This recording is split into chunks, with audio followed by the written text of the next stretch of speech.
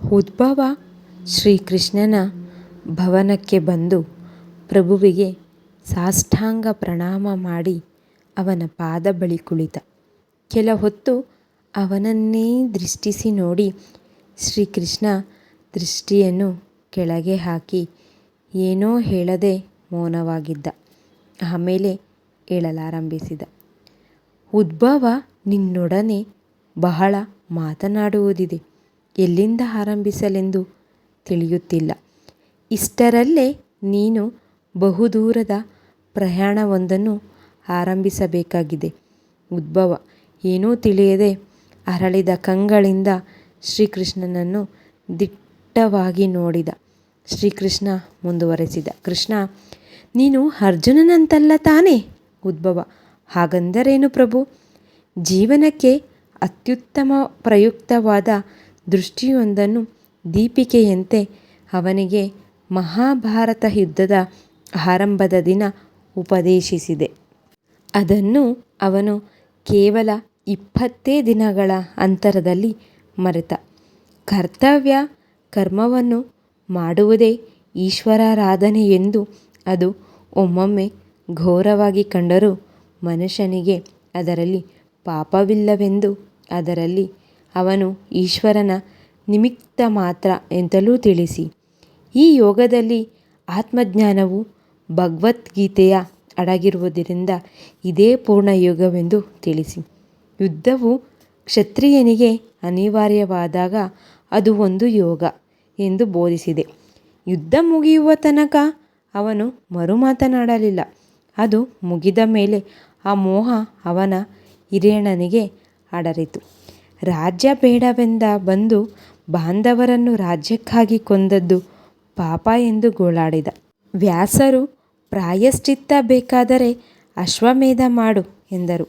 ನಾನು ಅದನ್ನು ಅವಶ್ಯಕತೆವೆಂದು ದೇವಪೂಜೆ ಮಾಡಿದೆನು. ಪ್ರಾಯಶ್ಚಿತ್ತ ಮಾಡಿಕೊಳ್ಳಲೇಬೇಕು. ವೇದಾಂತ್ಯಾನ ಮಾಡಿದವನಿಗೊಂದು ಪ್ರಾಯಶ್ಚಿತ್ತ ಬೇಕೇ ಬೇಕು. ಮಾಡಬೇಕಾದ ಎಲ್ಲ ಕಾರ್ಯಗಳಲ್ಲೂ ಒಂದೊಂದು ಪ್ರಾಯಶ್ಚಿತ್ತ ಬೇಕೆಂದರೆ ಎಷ್ಟು ಅಸಾಧ್ಯ. ಹಾಗೆ ಇದನ್ನೆಲ್ಲ ಮರೆತಿದ್ದ ಅರ್ಜುನನಿಗೆ ಅವನ ಕೋರಿಕೆಯಂತೆ ಪುನಃ ಅನುಗೀತೆ ಎಂಬ ಹೆಸರಿನಲ್ಲಿ ಉಪದೇಶಿಸಿದೆ. ಇದನ್ಯಾರಾದರೂ ನೆನಪಿನಲ್ಲಿಟ್ಟಿದ್ದಾನೋ ಮರೆತಿದ್ದಾನೋ ನೋಡಬೇಕು. ಅವನು ಮತ್ತೆ ಬರುವ ತನಕ ನಾನಿರಬೇಕಲ್ಲ. ಉದ್ಭವನಿಗೆ ಗಾಬರಿಯಾಗುತ್ತದೆ. ಉದ್ಭವ, ಪ್ರಭೂ, ನೀನು ಹೇಳುವ ಅನೇಕ ಮಾತುಗಳ ಧ್ವನಿ ಇಂದು ನನಗೆ ಅರ್ಥವಾಗುತ್ತಿಲ್ಲ. ನಾನು ಮಾಡಬೇಕಾದ ದೂರದ ಪಯಣ ಅಂದರೇನು? ಇಷ್ಟರಲ್ಲೇ ಎಂದೆಯಲ್ಲ, ಯಾವಾಗ? ನನ್ನೊಡನೆ ಆಡಬೇಕಾದ ಬಹಳ ಮಾತುಗಳಾವುದು?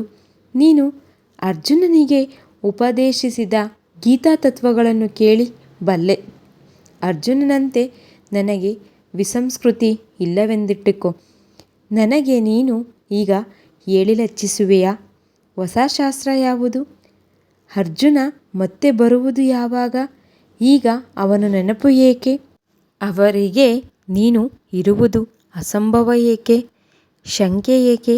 ಈಗ ಏನಾದರೂ ಅನಾಹುತ ನಡೆಯಲಿದೆಯೋ? ಶ್ರೀಕೃಷ್ಣ ನಿಟ್ಟುಸಿರುಬಿಡುತ್ತಾ ಆಚೆ ದೃಷ್ಟಿ ಹಾಯಿಸಿ ಇನ್ನೇನು ವಿಶೇಷವಾಗಿ ಗಮನಿಸದೆ ಶೂನ್ಯ ದೃಷ್ಟಿಯಿಂದ ಅನ್ಯಮನಸ್ಕನಾಗದಂತೆ ಕೊಂಚ ಹೊತ್ತು ಮೇಲೆ ಶ್ರೀಕೃಷ್ಣ ಪಾತ್ರರಹಿತಕ್ಕಾಗಿ ಮುಗಿಸಿ ಬಂದಿರುವೆ ತಾನೆ? ಉದ್ಭವ, ಹೌದು. ಕೃಷ್ಣ, ಮತ್ತೆ ಅಮಚನದ ಮಾಡಿ ಬಾ. ಉದ್ಭವ ಮೇಲೆದ್ದ. ಇವನು ಬಂದಿರುವುದನ್ನು ತಿಳಿದು ರುಕ್ಮಿಣೀ ದೇವಿ, ನಿನ್ನೆ ರಾತ್ರಿ ನನಗೆ ಒಂದು ಉದ್ಭವ ಬಂದ ಮೇಲೆ ಏನೋ ಉತ್ತರಿಸುವುದಾಗಿ ಹೇಳಿದ್ದೀರಲ್ಲ, ಬರಲೇ ಎಂದು ಚೀಟಿಯರ ಮೂಲಕ ಹೇಳಿ ಕಳುಹಿಸುತ್ತಾನೆ. ಈಗ ಬೇಡ, ನಾನು ಹೇಳಿ ಕಳಿಸಿದಾಗ ಬಾ, ಸಿದ್ಧವಾಗಿರು ಎಂದು ಕೃಷ್ಣ ಅವಳ ಕೈಲೇ ಹೇಳಿ ಕಳಿಸುತ್ತಾನೆ. ಅಷ್ಟರಲ್ಲಿ ಉದ್ಭವ ಆಚಮನ ಮಾಡಿ ಬಂದು ಕುಳಿತ.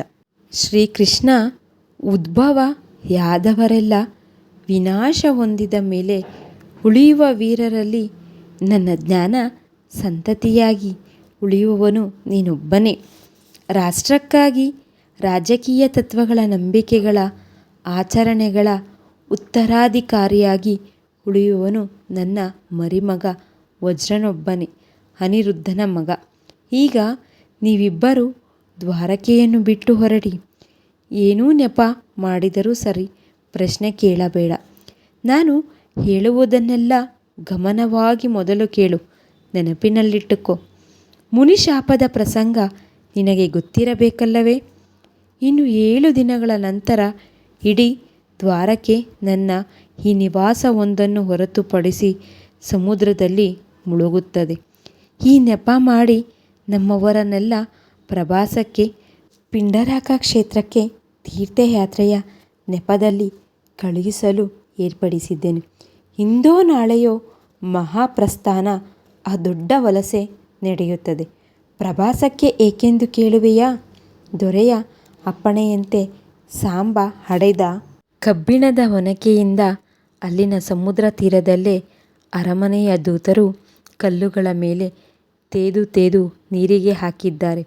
ಅದೆಲ್ಲ ಈಗ ಏರಕವೆಂಬ ಜಾತಿಯ ಜೊಂಟಿನ ಹುಲ್ಲಾಗಿ ಬೆಳೆದು ವೇಷ ಮರೆಸಿಕೊಂಡು ಯಾದವರ ವಿನಾಶಕ್ಕಾಗಿ ಹುಲುಸಾಗಿ ಕಾದು ನಿಂತಿದೆ.